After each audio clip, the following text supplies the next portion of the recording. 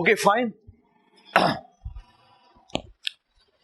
Okay, let us start now. And this was a revision test round for medieval India.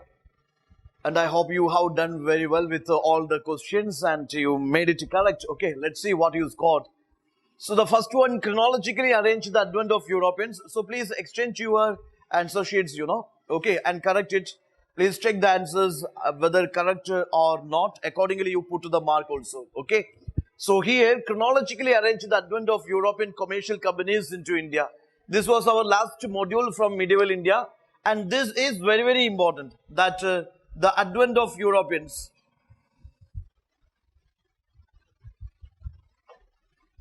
The advent of Europeans, their chronology,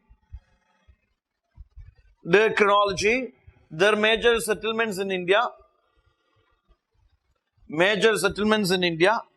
and grant of various ferments, and their visit to Mughal courts,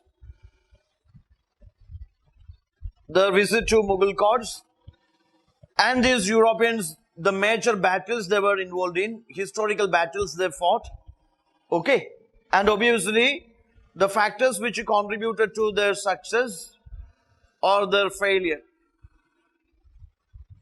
These elements are very important here.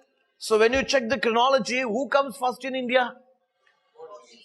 Portuguese, followed by Dutch, then British, and finally it was the French. Okay, so obviously this order has to be very clear to you. Portuguese, then comes Dutch, then British, and finally this French. Okay, and who become the ultimate champion of the match?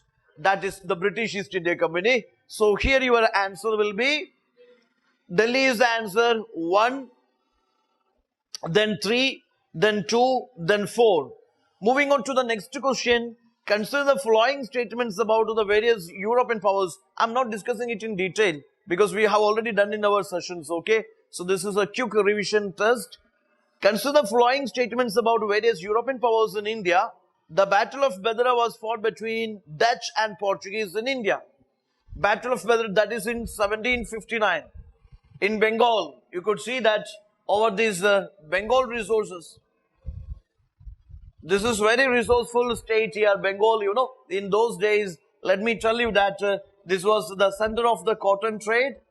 Okay, silk, paper, glass industries, then many handicraft industries. Also, it had many port cities. It had many guild centers. It had a direct trade with the Southeast Asia. Okay, and it has the rich deposits of the minerals all the way. Bengal was very resourceful state. And these European companies, they were fighting with each other in order to have monopoly over this Bengal trade and commerce. Okay, so in that fight, in this Battle of Bedra, this is fought between the Dutch and the British, not the Dutch and Portuguese. This was in 1759. This battle was fought between Portuguese and the British. Okay, Portuguese and this British. So the first statement is wrong. The first French factory set up at Surat. Is that true? Where was it? Where was it? Come on, you say. What is your answer?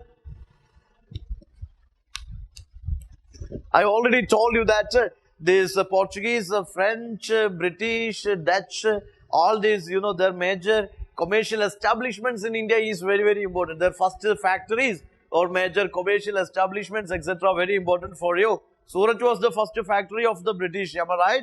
Do you think the same was the first factory, or Surat it was emporium of the trade in medieval times? Do you think this is where French also established their first factory? What do you think? Yes, okay. So here your answer is 2 only. Bombay makes your answer. Bombay makes your answer. Masulipatanam, you are talking about the Dutch. Consider the following observations relating to the reign of this Mughal Emperor Akbar. Akbar strengthened his control on the nobility and army by introducing Mansabadri system. We discussed Jagirdari Mansabadri system. Obviously, this is a ranking system, and this system was introduced by Akbar. Okay, it was introduced or reintroduced by Akbar. That is to ensure effective administration. This is to make the administration disciplined, accountable, transparent, and effective. Okay, so the first statement is correct. Then under Mansabadri system, every officer assigned with a rank, which is again true. Then this rank divided into Z, Zawar, Chahara, that is wrong. Only two divisions are there. Yes, one is Z and one is Zawar. Okay, Z will fix your salary, your status. Okay, and Zawar will fix the number of the cavalrymen you are supposed to maintain. So obviously that is based on your rank, your Mansab. So here your answer will be 1 and 2 only. C is the answer. Which one of the following statements about Brihadeshwara temple at Tanjavur is not correct? After this. Which one of the following statements about Brihadeshwara temple at Tanjavur is not correct? So this is one of the problem, or this is one of the issue happening with many aspirants. What they do is, yes, they will always forget this roti note. Am I right? Yes, you will never, register in the mind that note and you will pick the correct one. The question is asking for not correct one. So register the word not in the mind when you answer such type of the questions. You have to pick the odd one out, the wrong one out. Okay. So Brihadeshwara temple, Tanjavur, regarding that which is not correct. Temple is a splendid example of Chola architecture.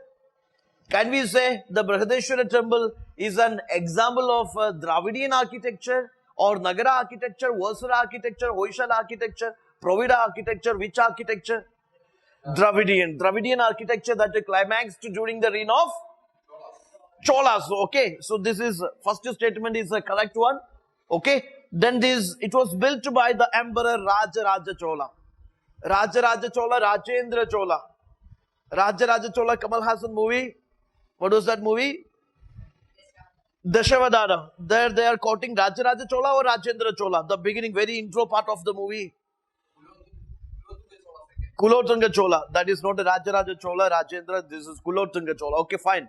Now this is Raja Chola. He is known for vast military expeditions, very strong navy they maintained, and they conquered half of the Ceylon, Sri Lanka. Am I right? They were patrons of the Devadasi system also, and patrons of the temple architecture, and that statement is also correct. He is the builder of this Brihadeshwara temple, okay? The biggest manifestation of Dravidian architecture. Then the temple is constructed of granite. It's again true statement. The temple is the monument dedicated to Lord Vishnu. It's not to Lord Vishnu, this is Shiva. So the deity of the temple, that is also very, very important. Okay, this is to Lord Shiva. Ritual kingship was the hallmark of Vijayanagara rule. Vijayanagara rulers claim to have rooted on behalf of which of the following shrines? Ritual kingship was the hallmark of the Vijayanagara ruler. Okay, so you imagine that they ruled on behalf of the popular deity. Okay, so here ritual kingship was the hallmark of Vijayanagara rule. Vijayanagara rulers claim to have rooted on behalf of which of the following shrines? Vithala, Virupaksha, Tripadi, and obviously Virupaksha. Their family god, the royal deity was Virupaksha, and on behalf of Virupaksha, they reigned, they did their kingship or their rule. Okay, your answer has to be C. Abul Hasan was one of the most eminent painters of Jahangir's reign. He painted the well-known Mughal darbar scene describing Jahangir's interaction with the people. Jahangir's interaction with the people, C is the answer. So again, you should understand Jahangir is known as the best or he is the greatest patron of the Mughal miniature painting. Especially he was an excellent artist in portrait painting. Okay, Jahangir. Which of the following statements about Sufism is or are correct? I think you are putting the mark also. Okay, when you correct the papers, put to the mark also. All of you. Okay, just put to the mark also. Which of the following, 1/3 you can cut for the negative ones. Wrong ones you cut to 1/3. Okay. Which of the following statements about Sufism is or are correct? Come on, what is your opinion? Which of the following statements about Sufism is or are correct? Sufism was the mystical interpretations that developed within Islam. So the first point they are saying, See, I'm not explaining in detail, that will kill our time because we have done the detailed explanations in our sessions.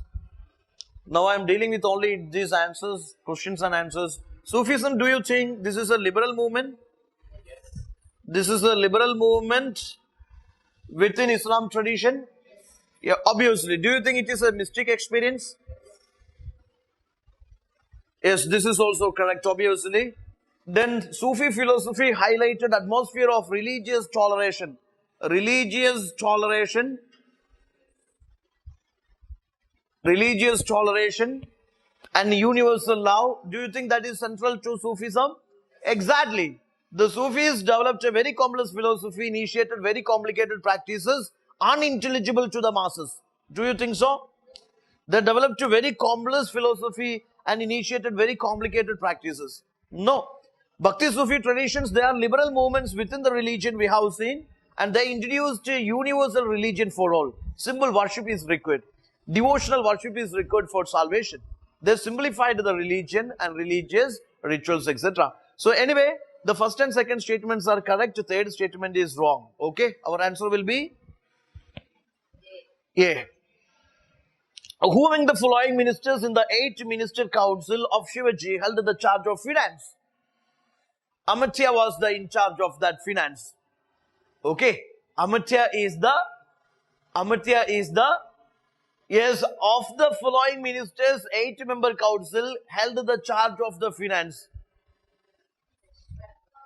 Peshwa you said. Peshwa is the final head, top head. Okay, he is almost similar to what we call that prime minister post is the, actually, eventually he is not dealing with all those financial transactions. Obviously, he is the head. He is the head of the top department here.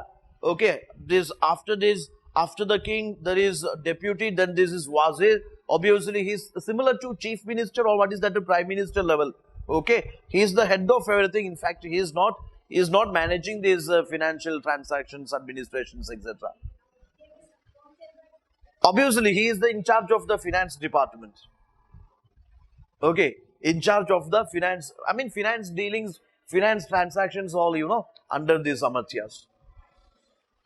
So take care that there are like a nominal head is there, transactions under various departments, that portfolio system that has to be very clear to you.